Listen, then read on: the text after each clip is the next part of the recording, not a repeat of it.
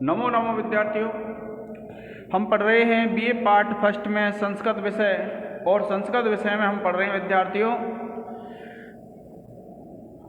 प्रत्यय, कृदंत प्रत्यय।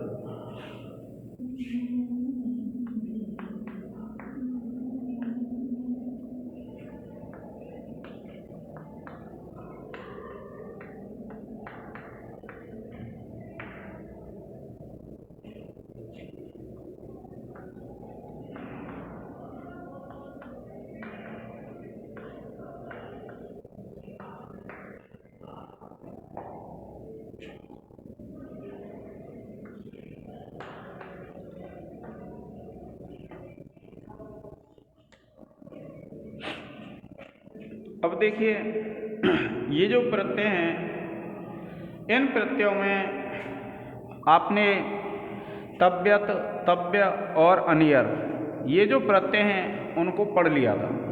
कौन से? तव्यत, तव्य और अनियर, ये प्रत्यय आपने पढ़ लिए थे। और देखिए, आज हम पढ़ेंगे यत प्रत्यय।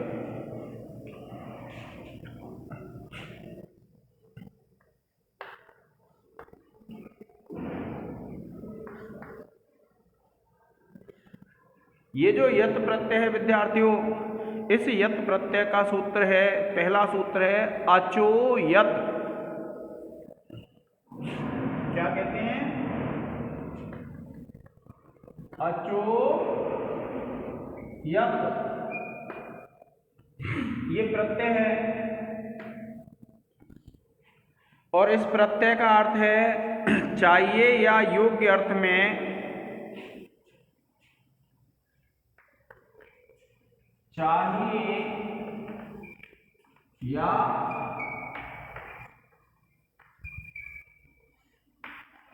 योग्य अर्थ में, चाहिए या योग्य अर्थ में अजंत धातु से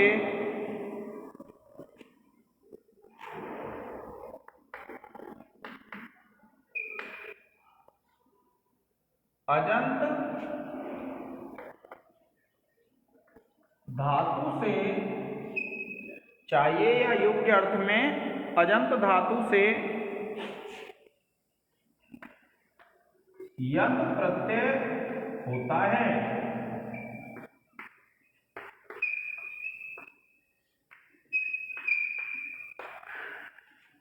यत प्रत्यय का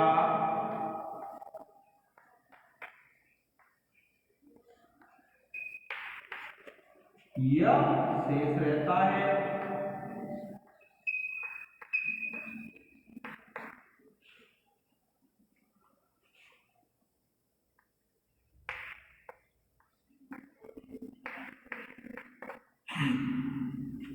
चाहिए या योग्य अर्थ में अजंत धातु से यत प्रत्यय होता है और यत प्रत्यय का यह शेष रहता है।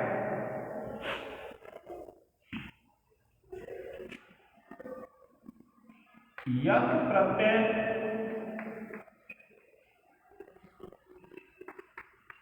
भाव और कर्म में होता है।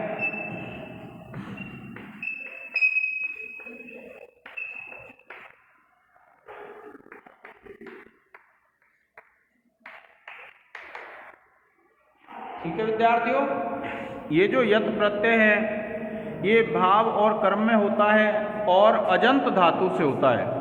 कौन सी धातु से होता है? अजंत धातु से। अजंत का तात्पर्य क्या होता है? जिसके अंत में अच हो। कैसी धातु विद्यार्थियों? अजंत धातु। और अजंत धातु कौन सी होती है? जिस धातु के अंत में अच होता है। अच कहते हैं स्वर को। और इस शब्द से बने जो रूप होते हैं वे तीनों लिंगों में चलते हैं। पुल्लिंग में राम की तरह, स्त्रीलिंग में रमा की तरह और नपुंसक लिंग में ग्रह की तरह चलते हैं। अब देखिए, ये जो प्रत्यय लगता है तो धातु को क्या गुण हो जाता है। अब देखिए, जैसे ची धातु है और ची धातु से आपने बनाया यत लगा करके, यत का यह शेष रहता है और इससे शब्द बन जाएगा चेय। चेय होता है, ची धातु होती है विद्यार्थियों चुनने अर्थ में। तो जब आप इसका पुल्लिंग, स्त्रीलिंग और नपुंसक लिंग में प्रयोग करते हैं तो क्या होगा? पुल्लिंग में तो विसर्ग हो जाते हैं चेय, स्त्रीलिंग में चेया और नपुंसक लिंग में चेयम। आपको ध्यान रखना है, अगर यह शेष रहता है तो यह के कई उप प्रत्यय हैं। जैसे या का एक प्रत्यय होता है क्यप, एक होता है अण्यत, एक होता है ल्यप और ये या, इनमें यह ही बचता है। तो आपको ध्यान रखना है, ऐसी अगर कोई धातु है जिसके अंत में अच है, अच कहते हैं स्वर को, तो उस धातु के बाद प्रत्यय लग जाता है यत। अब देखिए भाव और कर्म में होता है, तो देखिए वाक्य बनाएंगे मया चेयम। यह वाक्य बन गया विद्यार्थियों आपका भाववाच्य में। किस वाच्य में है? भाववाच्य में।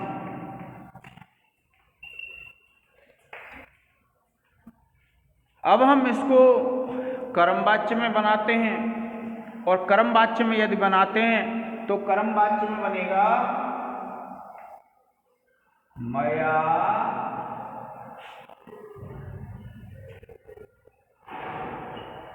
पुष्पम चेयम। मेरे द्वारा फूल चुनना चाहिए। क्या है? मया पुष्प चेयम, मेरे द्वारा फूल चुनना चाहिए। क्योंकि आपसे विद्यार्थियों उसमें वाक्य पूछ लेता है, आपको दे देगा, ये सूत्र दे देगा अचोयत या फिर यत प्रत्यय दे देगा और आपसे पूछ लेगा कि निम्न प्रत्ययों में से किन्हीं 4 पे वाक्य बनाओ। 2-2 नंबर के वाक्य आएंगे, 7 पे पूछ सकता है। तो आपको उसी प्रकार से तैयारी रखनी है अपनी। आप इसका एक स्क्रीनशॉट ले लें विद्यार्थियों।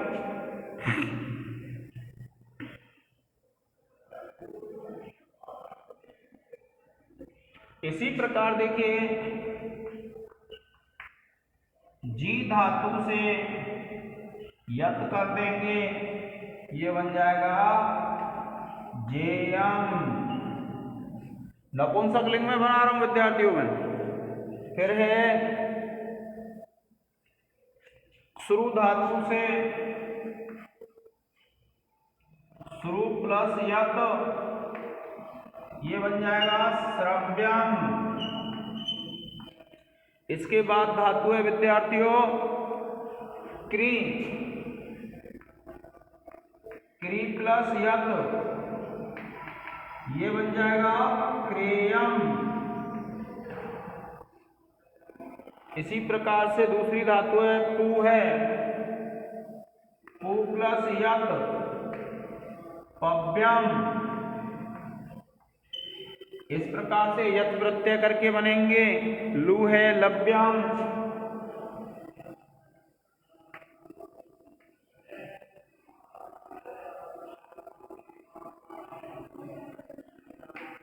इस प्रकार से विद्यार्थियों इससे रूप बन जाते हैं।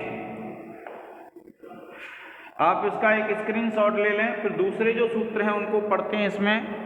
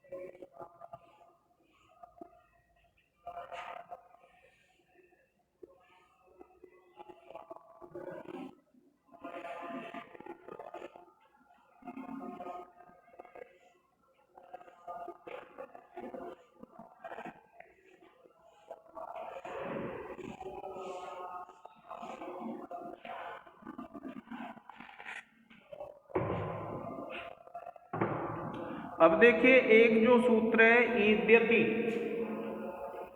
इस प्रत्यय का एक सूत्र है ईद्यति। यत परे होने पर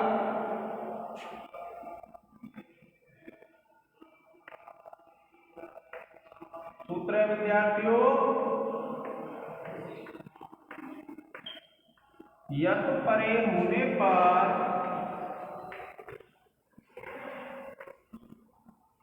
क्या कहते हैं, यत परे होने पर आकार को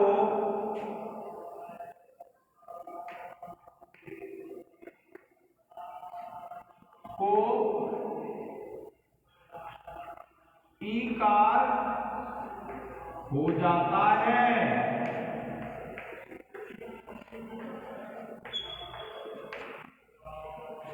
यह सूत्र क्या बताता है विद्यार्थियों, जिन धातुओं के अंत में आ है, आकार दीर्घ आ, तो वह जो दीर्घ आ है उस दीर्घ आ के स्थान पर दीर्घ ई आदेश हो जाता है। देखिए जैसे धातु हैं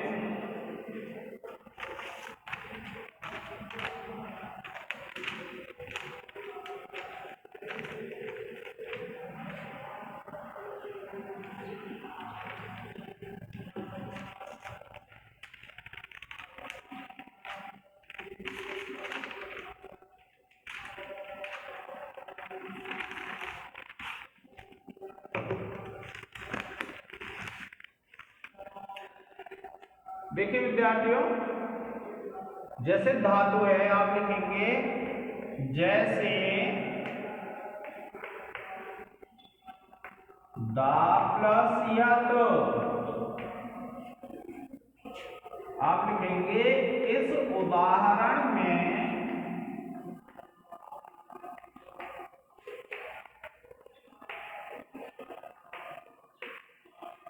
क्या लिखेंगे विद्यार्थियों, इस उदाहरण में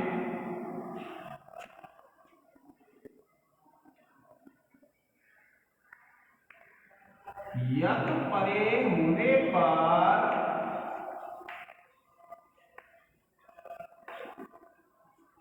प्रकृत सूत्र से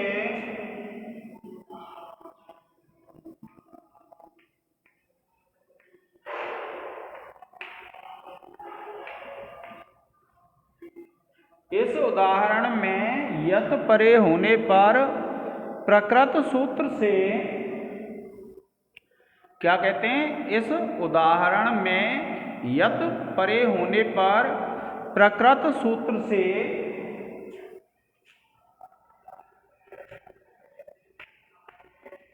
आकार को ईकार होकर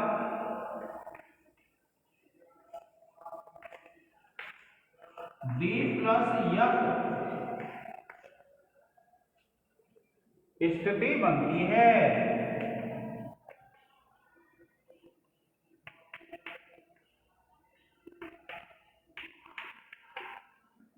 अब ये ई हो गया और ई को गुण होकर के ए हो जाएगा दे। अब देखिए ये तो इस सूत्र की व्याख्या हो गई विद्यार्थियों, ये ईद्यति जो सूत्र है इसकी व्याख्या हो गई ये। अब देखिए क्या कहते हैं, जैसे दा धातु से यत लगाएंगे, ये बन जाएगा देयम। फिर उसके बाद है गिला धातु से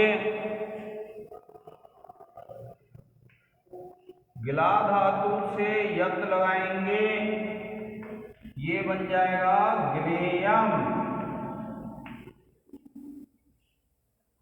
फिर है विद्यार्थियों पा धातु से यत लगाएंगे, ये बन जाएगा पेयम। और ज्ञा धातु से यत लगाएंगे और ये बन जाएगा गेयम।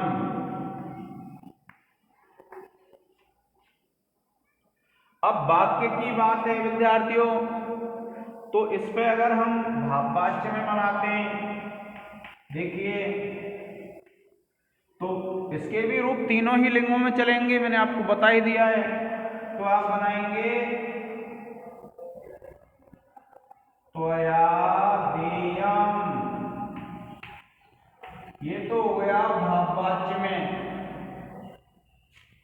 और अगर आप कर्मवाच्य में बनाते हैं तो देखिए आप लिखेंगे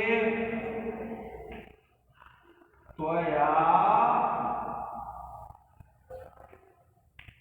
पुस्तकं देयम्।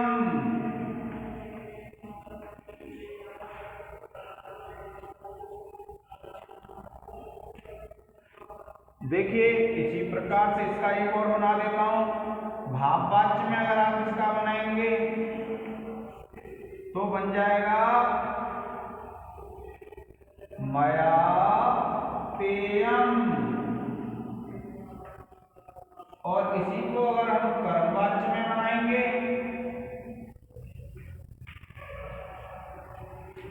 किस में बनाएंगे विद्यार्थियों? इसी को यदि हम कर्मवाच्य में बनाएंगे तो मया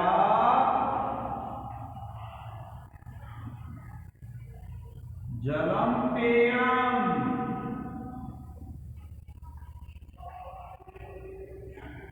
क्योंकि आपसे एक वाक्य पूछेगा विद्यार्थियों, और एक वाक्य जो पूछेगा उस वाक्य के लिए हमें ये लिखने पड़ रहे हैं। ठीक है विद्यार्थियों, आप इसका एक स्क्रीनशॉट ले लें, फिर आगे दूसरा सूत्र पढ़ते हैं।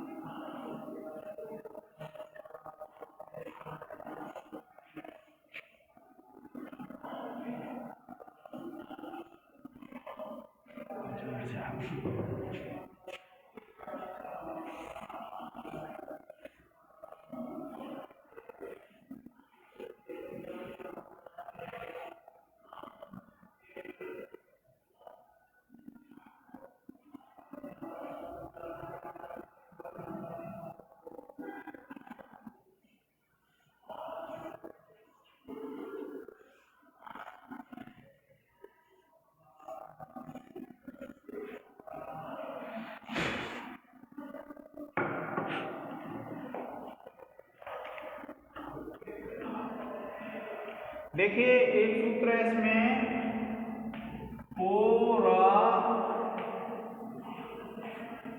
दुपधात।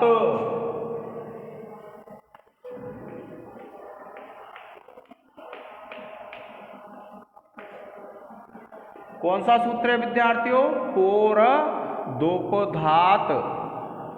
ये सूत्र क्या कहता है? जिसके अंत में पवर्ग और उपदा में अत हो। क्या कहता है ये सूत्र? जिसके अंत में पवर्ग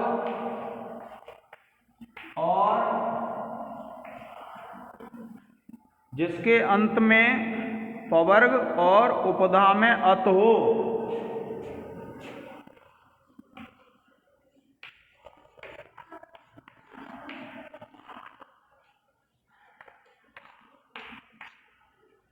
जिसके अंत में पवर्ग और उपधा में अत हो, उस धातु से यत प्रत्यय होता है। जिसके अंत में पवर्ग और उपधा में अत हो, उस धातु से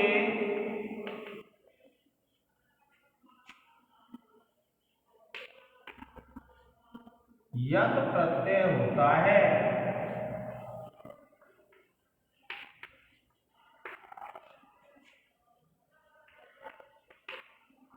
ठीक है विद्यार्थियों, क्या हो, जिस धातु के अंत में पवर्ग हो, पवर्ग आप जानते हैं प फ ब भ भ और मा, और उपधा में अत, अत कहते हैं ह्रस्व अकार, तो उस धातु के बाद क्या है, अत आता है। देखिए जैसे मान लीजिए रम धातु है, इसको अगर हम तोड़ के देखेंगे, ये रा हो गया, इसमें आ जुड़ा हुआ है, इसको अत बोल देंगे, और ये मा है, तो ये प वर्ग में आता है, ये अत भी है, आ है। तो ऐसी जो धातुएं होती हैं जिनके अंत में पवर्ग हो और उपधा में अत हो, तो उन धातुओं से भी क्या है विद्यार्थियों, यत प्रत्यय लगता है, और यत प्रत्यय का य शेष रहता है। क्या शेष रहता है, य। देखिए जैसे धातु है विद्यार्थियों रम, रम प्लस यत, और ये बन जाएगा रम्यम। नपुंसकलिंग एक वचन बना रहा हूं, पुल्लिंग में रम्यः बन जाएगा और स्त्रीलिंग में रम्या। फिर है देखिए रभ, और ये यत है, ये बन जाएगा रभ्यम। फिर तीसरा है विद्यार्थियों गम, और यत लग जाएगा, ये बन जाएगा गम्याम। इन सब में विद्यार्थियों पवर्ग है सबके अंत में, और फिर सब में आ है, अत है। फिर देखिए भ्रम है,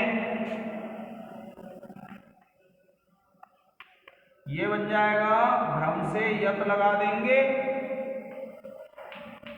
ये बन जाएगा भ्रम्याम। और उसके बाद है जप है,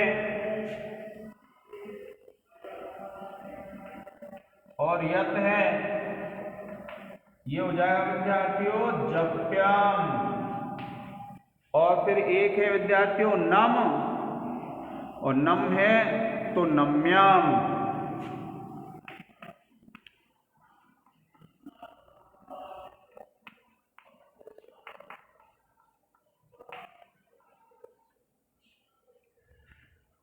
अब देखिए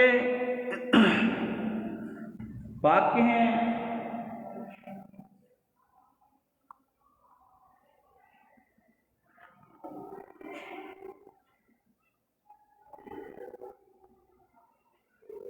देखिए इसका एक वाक्य बनाएंगे, मया गम्यम। क्या बना देंगे, मया गम्यम, मया दानम देयम, जो धातु पढ़ी थी हमने, क्या बनेगा, मया दानम देयम।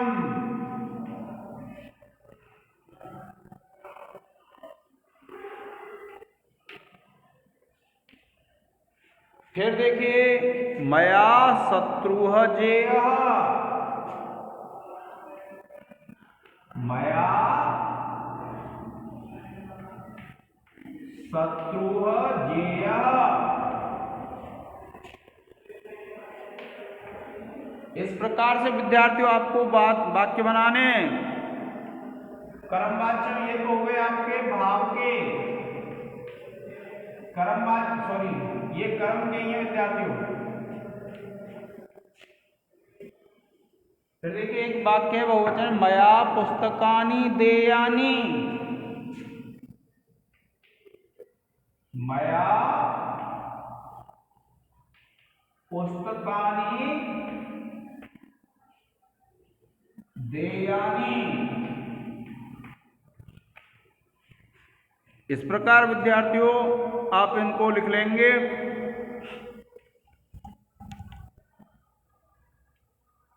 एक वाक्य लिखना है आपको बस यत् प्रत्यय का, तो कोई सा भी सूत्र आ जाए उसमें से। अब देखिए, जैसे मान लो इसमें मैं बनाता हूं कि गम्यम हो गया, ये है मया रम्यम, ऐसे ही त्वया रम्यम, इसी प्रकार रामेण जप्यम। इस प्रकार से वाक्य बना लेंगे आप। आपको सिर्फ एक वाक्य लिखना है विद्यार्थियों परीक्षा में, अधिक नहीं लिखने। कितना वाक्य लिखना है? एक वाक्य। कोई ऐसा आ सकता है जिसमें आपसे पूछ ले कि निम्न में से निम्न पद शब्द में कौन सा प्रत्यय है, तो आप ध्यान रखिए इसमें या शेष रहता है उसका। आप इसका एक स्क्रीनशॉट ले लें।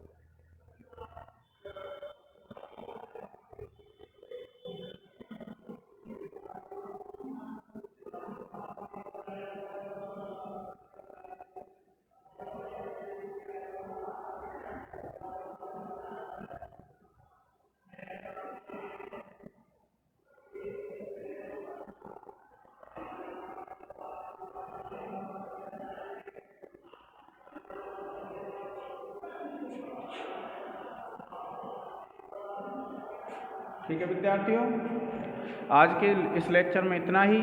धन्यवाद।